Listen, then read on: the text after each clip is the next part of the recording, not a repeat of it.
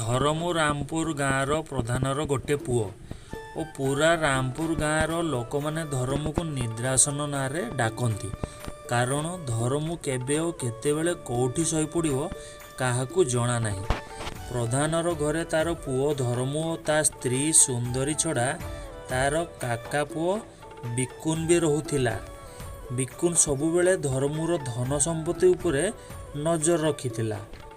ଆରେ ସୁନ୍ଦରୀ, ଧରମକୁ ତମ୍ବାଖୁ ଆଣିବା ପାଇଁ ଦୋକାନକୁ ପଠେଇଥିଲି, ଏପର୍ଯ୍ୟନ୍ତ ଆସିନାହିଁ। ଜଣା ନାହିଁ କେଉଁଠି ରହିଗଲା।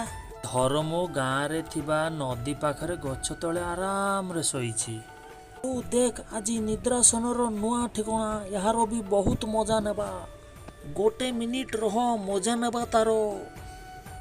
ତେବେ କାଲୁ ପାଖରେ ପଡ଼ିଥିବା ଘାସ ଉଠାଏ ଓ ଧରମୁର ନାକରେ ପୂରେଇ ଦିଏ।